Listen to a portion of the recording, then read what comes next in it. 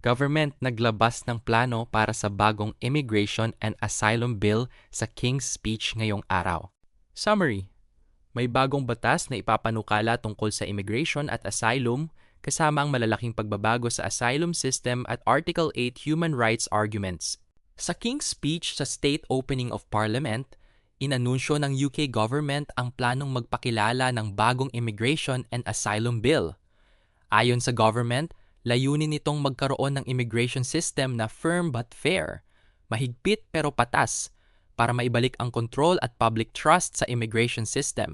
Ayon sa briefing notes, ang bill ay magpapatuloy sa mga measures na sinimulan mula 2024 at magpapatupad ng mga proposal mula sa government statement na Restoring Order and Control noong November 2025. Kasama sa bagong bill ang malalaking pagbabago sa asylum system, paglikha ng bagong independent appeals body na papalit sa first-tier tribunal, at paghihigpit sa paggamit ng Article 8 ng European Convention on Human Rights, lalo na sa immigration cases. Ano ang gustong gawin ng bagong bill? Layunin ng bill na dagdagan ang confidence ng publiko sa security ng immigration at asylum system. Sinasabi ng government na kailangan ng malaking reform dahil sa dami ng illegal arrivals at para mas mapabilis ang removal ng mga taong wala ng karapatang manatili sa UK. Mga pangunahing pagbabago. Una, mas mahigpit pero patas na asylum system.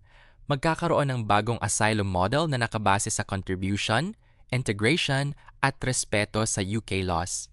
Ibig sabihin, habang may protection pa rin para sa mga tunay na nangangailangan, ang ilang entitlements ay kailangang earned o pagtrabahuhan. Pangalawa, isang core protection model.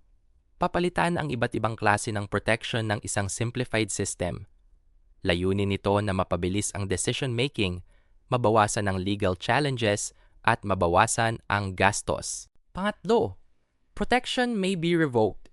Ilalagay sa batas kung kailan maaaring bawiin ang protection, lalo na kung hindi na at risk ang tao sa kanilang home country o kung hindi sumusunod sa UK laws. Pang-apat, asylum seekers may need to contribute to support costs kung ang asylum seeker ay tumatanggap ng taxpayer-funded accommodation at support, maaaring kailanganin nilang mag-contribute sa gastos kapag kaya na nila. Panglima, bagong independent appeals body. Magkakaroon ng bagong appeals body na papalit sa current system. Layunin nito na maging mas mabilis, patas, at mas efficient ang appeals process. Pang-anim, mas mabilis na removal. Kapag naubos na ang lahat ng appeal rights ng isang tao, maaaring magkaroon ng immediate forced removal. Pang-pito, mas mahigpit na age assessment. Papalakasin ang age assessment para matukoy ang maling claims ng mga nagsasabing under 18 habang pinoprotektahan pa rin ang genuine children. 8. Paghihigpit sa Article 8 Family Life Arguments. Hihigpitan ang paggamit ng Article 8 para maiwasan ang abuse ng system.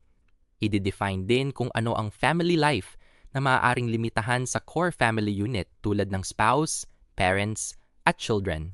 Pang-siyam, modern slavery reforms. Babaguhin ang modern slavery framework para malinaw ang obligations ng government at maiwasan ang misuse habang pinapanatili ang essential protections para sa genuine victims. Important note, plano pa lang ito bilang bagong bill. Hindi pa ito automatic na batas hanggat hindi dumadaan sa full parliamentary process.